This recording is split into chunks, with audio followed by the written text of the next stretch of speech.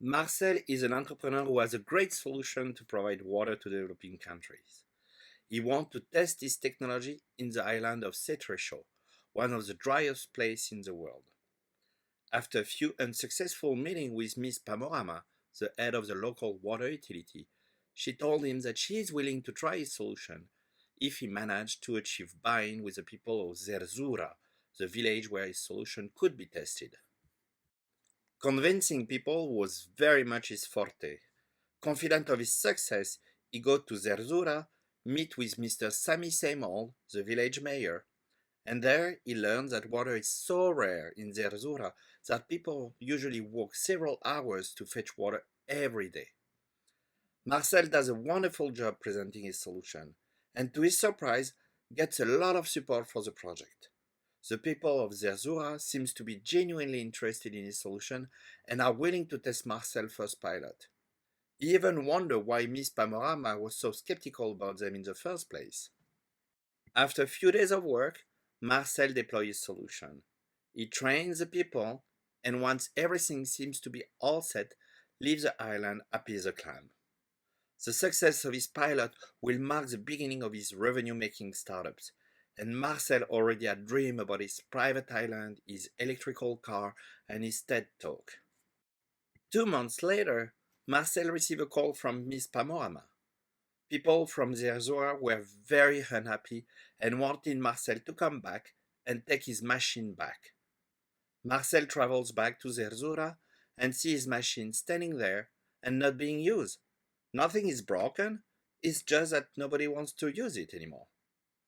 Puzzled, but having already experienced the benefit of thinking politically, he decided to try to understand what went on. At the beginning, everything was okay, say Mr. Seymour. People were using the machine and getting water from it. People were very happy they didn't have to carry so much water anymore. But after a week, conflicts started to appear all over the village. Some people were complaining about the partner's laziness, others felt anxious. The people who used to carry water were complaining that they were not making a living anymore. After 2 weeks, people started to blame me, even if it was your fault. And they were telling me that I should never have accepted your crazy idea. So I decided to let people fetch water again. And quickly after that, everything went back to normal. Of course, they were still complaining about how difficult it was to carry all that water, but at least people were friendly again. Marcel pulled the plug, dismantled his machine, and once again left the island of Cetrecho frustrated. Bye bye the private island, the electrical car, and the TED Talk. He was so close to succeed, but he failed again. In the previous video, I introduced the concept of system of stakeholders and introduced the first cornerstone of the political thinking, the work. In this video, we will expand on the concept of work and try to understand what prevents people from acting to address their own challenge. Let's see if this could have helped poor Marcel. My name is Olivier, and welcome to the Defacto Entrepreneur.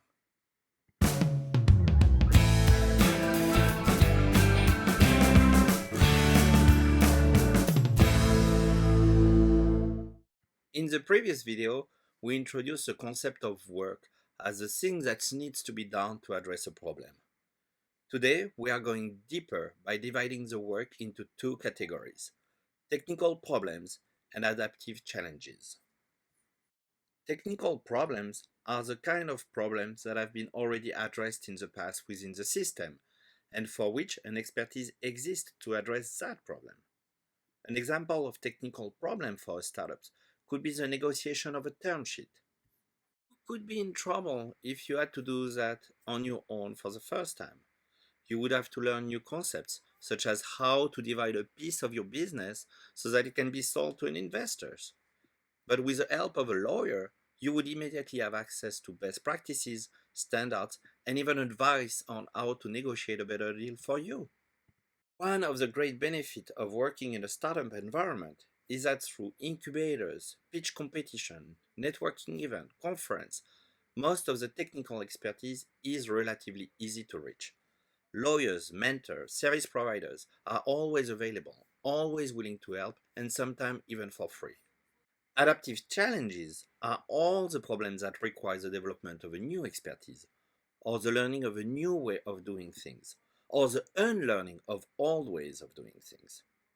Because we don't know what we don't know, they are usually difficult to spot and anticipate, and that's why we will be focusing only on them in this channel. So let's go back to Marcel. For him, the work of installing his machine in Zerzura probably consisted in a set of technical activities, such as manufacturing the machine, shipping it, installing it, explaining how it works, how it should be maintained. All these activities were within Marcel and his team's expertise. But his innovation was also bringing a whole set of adaptive challenges that requires the villager to learn new ways of doing things. See, when people were fetching water, they were doing it together. And during these hours of labor, a lot of discussions were happening. Decisions were made about marriages, land use, what seed will need to be planted next year, and how would the village handle resources. Those staying in the village also organized their day-to-day activities accordingly. They had to prepare food, bring the children to school, clean the houses, and take care of the elders. Social construct of the village was organized around fetching water. It was a place to bond, to make decisions, to honor, and to reward. When Marcel deployed his machine, he unwittingly unleashed a very big disruption into this social construct that nobody anticipated. How to discuss and make decisions now that the working forums did not exist anymore? And who will make these decisions?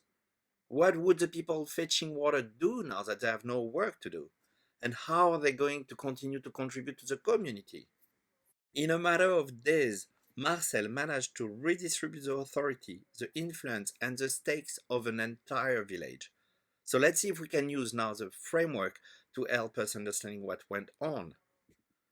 At the center, the work was to provide water to the village using Marcel's solution. And we can fairly assume that, at least at the beginning, everybody agreed with that conception of the work.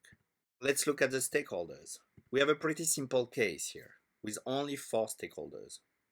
First, we have Marcel, then we have the mayor, Mr. Sami Seymold, the people who were fetching water, and the rest of the community. Let's call them the Nestor. For Marcel, providing water to the village using his solution was the best way to approach a problem. It would have provided reliable and cheap water with less effort and probably impacting positively the health, comfort, and happiness of the villager. Marcel's solution was undeniably better in the long term. Marcel was very engaged during the implementation of the pilot, but he then left, preventing him from observing what was going on and acting upon it. As things were getting worse, he was probably also losing respect and authority with the villager. For the fetcher, adopting Marcel's solution would have required them to redistribute their influence to the entire village. They were not as critical as before to make decisions. They also lost control on maybe the most valuable resources in Zerzura, water, and they lost their job and maybe their income. For Sami, same old, things were pretty grim too. He was losing influence. Before, he only had to convince the fetcher to direct the village where he wanted to go. Now, he had to convince everybody. And the stakes at risk were really high because he was at risk of losing his job because now people started to question his authority. Even for the Nestor, things were not perfect. Of course, now they had access to water and they felt a little bit liberated from the influence of the fetchers. But now that the fetchers were unemployed, their job was also at risk because of the increased competition. And also, some of them were not very happy with the increased scrutiny of what they were doing. And then, on top of all that, most of the villagers, Fetcher and Nestor included, were feeling very uncomfortable with the innovation itself. Some of them were questioning if this would not be a slippery slope. The way water was fetched was the same for generations. If fetching water was questioned now, what else would be questioned next? Would someone question gender roles, clothing norms, religious belief, or cooking habits? All these forces were the unintended consequences of Marcel's innovation, and I'm using them to illustrate a concept that Heifetz refers to as the elegant tenacity of the status quo. For Heifetz, all human systems are highly complex, and the structures, culture, and defaults that define and maintain them is tenacious and will resist any form of change. But they are tenacious for a reason. It took a long time for them to develop into self-reinforcing systems. They would have perished already if they were not fit to thrive in at least yesterday's world.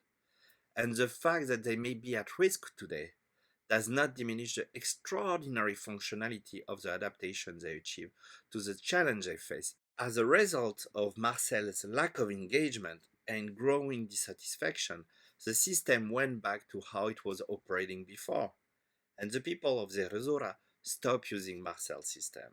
As we can see in Marcel's adventure, adaptive challenges have unique characteristics that make them difficult to anticipate and address. They are adaptive in nature, in the sense that there is no expertise existing in the system to address them. They require the learning of new ways of doing things, or the unlearning of old ways. And because nobody knows what they don't know, they are difficult to spot. There are the unintended consequences of a strategy. Marcel thought that providing water would help people. He did not anticipate it would disrupt the social construct of a village and trigger conflicts. They highlight the limit of authority. If the villagers initially turned to Mr. Sami to find solution to their issue, he was not able to answer them because he had to confront the same kind of adaptive challenges, and for which he, like anyone else, had no expertise. Adaptive challenges are also a source of conflict because when confronted to an adaptive challenge, each faction wants a different outcome. It creates winners who will support the change and losers who won't. It makes previous norms obsolete.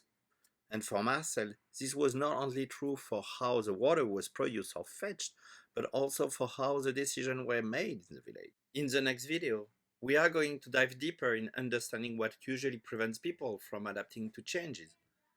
We saw already some of these reasons with Marcel experiment in Cetrechaud, but there are many more, and we will try to enumerate most of them. But for now, see you next time!